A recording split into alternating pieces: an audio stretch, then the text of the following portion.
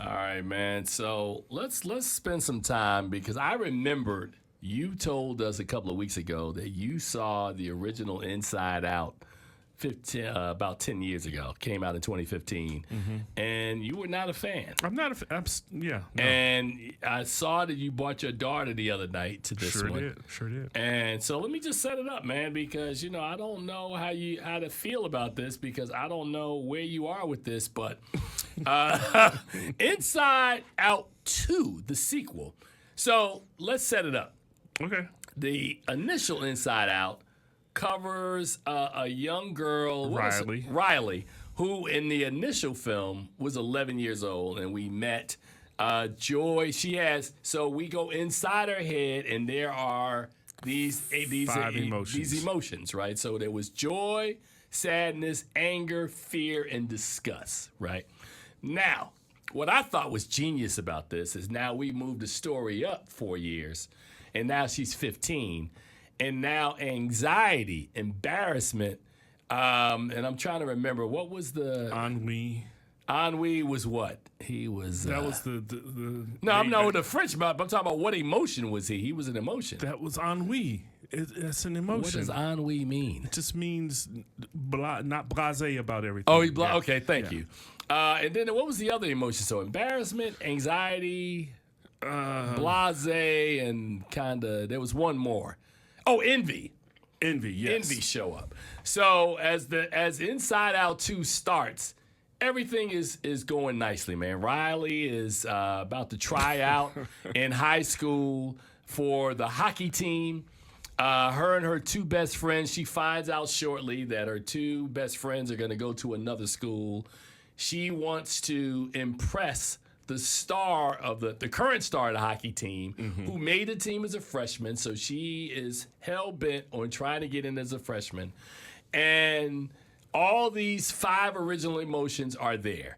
Suddenly, Charles, and inexplicably, it all goes wrong when the movers move into her head and start tearing up the operation because they got to make room for these new emotions. The console is gone. Here comes anxiety, embarrassment, blasé, and embarrassment, right? And suddenly, anxiety wants to exert control over the joy that this character has. And it gives us an entirely different story, which I thought, personally, was very well done. I mean, so well done, in fact, that I talked to several parents on the way out, and they was like, oh, yeah, that's spot on. that is exactly how a 15-year-old acts. So Maya Hawke in the lead. What is the sister's name from the band? Amy Poehler. Ayo Edebiri. Ayo Edebiri. I mean, now Maya Hawke comes in as anxiety. Right. Ayo Edebiri comes in as envy. Tony Hale is there with fear. I like this series because I like the fact that Pixar not just makes animated films, but they usually put a little more thought into it where they think through, not just in this series, but in stuff like Toy Story and things like WALL-E. I mean, Pixar, outside of the Cars series, I could usually rock with anything that Pixar. I mean, seriously, I was not a big fan at all of the Cars franchise, but everything else, I mean, Up is a masterpiece. Fantastic. Up is a masterpiece. It's a masterclass in that type of filmmaking. I'm not saying that Inside Out 2 is that good, but it's a really well-constructed, well-thought-out piece of cinema that really kind of looks at the angst of what it must mean to be a 15-year-old giral and having I'm going to stop you there because she's only 13. I thought they said she was 15. 13 years old. And I don't think so. 13 years old, and what you're leaving out is that she's now entering puberty, and that's why everything changes. Well, see, that's why there are two of us doing this, because I can't do all of this stuff. Come on, B. Yeah, he's late to the party, man. I tried to tell him that. I think B will be watching Hitman this weekend. You need to watch Hitman, bro. Hitman is pretty special. Anyway, she's 13, and she's now entering into puberty, and everything is changing, and including inside her and outside around her, because her friends are, changing, and everything is changing. And so now she wants to be her own self. Mm-hmm. And so I agree with you. I think that Inside Out 2 trumps the first version, and that it's much more well thought out. Although I still have some problems with it because I'm a guy and I'm not in touch with my emotions, I guess. I don't know. Yeah. I don't think I'm as in touch with my emotions. I'm just. Are you guys hearing this?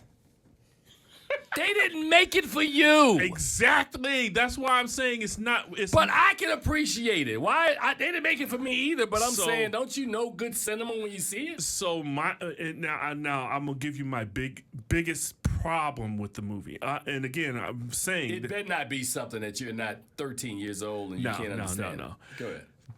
We're talking about a girl entering into puberty, and in 3 days, the movie is 3 days long. It's about her at this camp, and you can't tell me that she works out all her issues with her emotions in 3 days of puberty. The first 3 days that she's experiencing puberty. So I understand that this is a good representation of what a girl goes through as she's entering into puberty, but I think they tied it up too neatly. It's a movie. I know. No, you don't. I do. Because we gotta wrap it up in 3 days. What do you want? What do you want us to do? You want us to leave it hanging, and then we had to come back for Inside Out 3 in like 10 years? I'm saying they could have made it less pretty in the end. And that if this now let's do this. The movie is not for children. I agree or disagree. No. I believe that this movie is more geared toward teenagers and their parents. I think because I had a bunch of children sitting behind me as I'm watching this film who they had no idea what was going on at some points in time with this movie. They were literally asking their parents questions. What's this about? What's going on?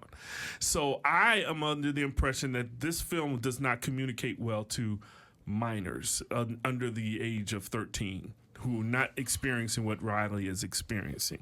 Can I jump in for a second? Yeah, go ahead. Okay. I call this the South Park Bigger Longer problem. You remember that movie? Yeah, yes. South Park Bigger and Longer, there's this certain percentage of parents that see stuff as animated and think that everything animated is for kids, which is not the case, right? Okay. So this film has adult themes, which most Pixar movies do, right? Up was animated, but Up wasn't for kids.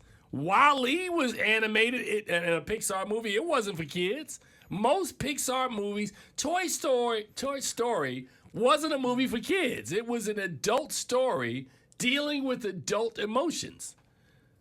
I'll give you that. No, but I'm not saying you're wrong. Right. Look, that I'm not may be saying why you're you don't wrong. like Cars, because I think Cars was more infantile in its presentation. Probably. Look at Shane. Exactly.